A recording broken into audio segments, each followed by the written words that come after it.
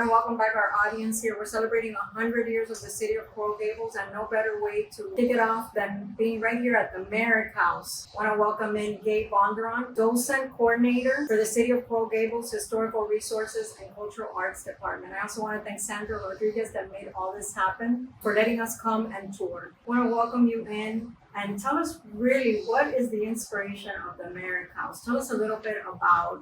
We were having a little bit of a side chat that the family members actually came in when this was being put together to kind of give it, the real era of when the Merricks lived here. Talk a little bit about that. Well, I like to start at the beginning. When they came here, George and his father came here when George was only 13 years old.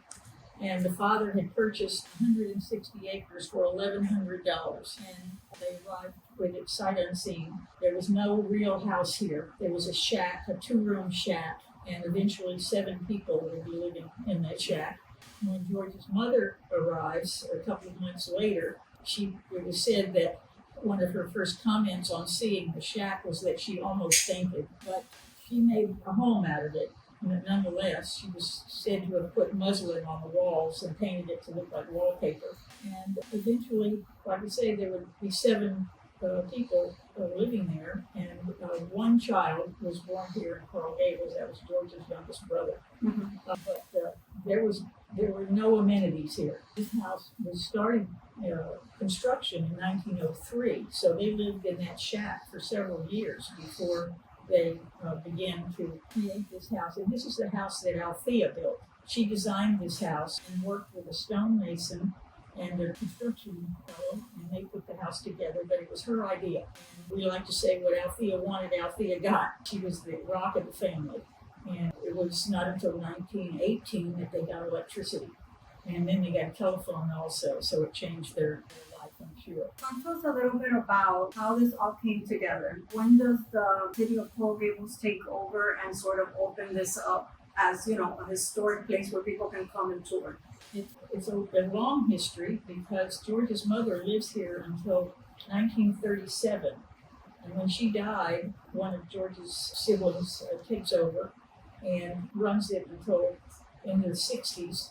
And eventually the city will buy the property in 1976 from a gentleman named William Philbrick, who had been a commissioner.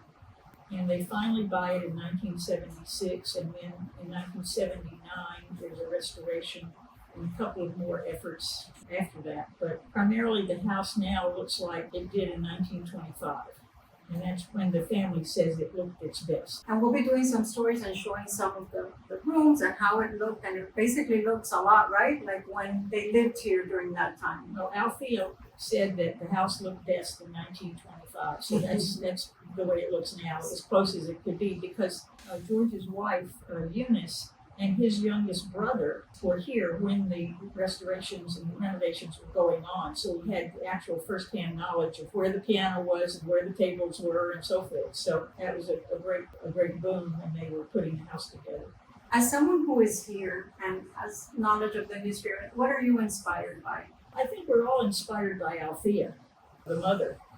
She was a well-educated woman. In fact, she met her husband, Solomon, George's father, the first day of school at Lebanon Valley College.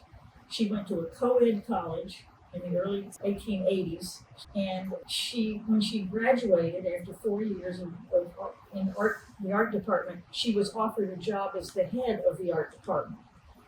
And that's kind of unheard of, not only because she was a woman, but she had just graduated from college. And so as we go through the story and we look at the house and we see the things that she wanted and she got, because that was her preference, and it made living a little easier. She was really the person that held everything together for that family.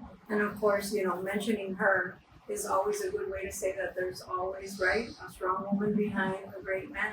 Well, one of the things that really brings that out is Solomon was kind of he had a depressive bent, unfortunately. And sometimes he would be too depressed even to get up and go preach his sermons because he was a clergyman. And she would take sometimes his sermon and go preach it for him. And that was just to make sure that the flock was still held together and that everybody was being taken care of. I mean, she took care of everybody. And got to admire her living in that shack in very primitive conditions. And she had a positive can-do spirit. And if it wasn't for her, I don't know how they got along. But I think she's my inspiration. Well, I think that's a great answer. I was just going to say that, a lot of people don't know that she was really sort of the designer of this. It was called the Merrick Manor before it became known as the Merrick House, right? Yes. Well, it's had several names. And there's several stories how it got its name. Solomon was a fan of one of our presidents, Grover Cleveland, and he had a home in Massachusetts named Gray Gables, and Solomon kind of liked that. But my thought, and this could have been Solomon's as well, but my thought is if you have a house that has a gabled roof and it's made of coral rock, what else would you call it besides Coral Gables? Yeah. And so the house got the name first, then the farm became the Coral Gables Plantation, and then eventually the city.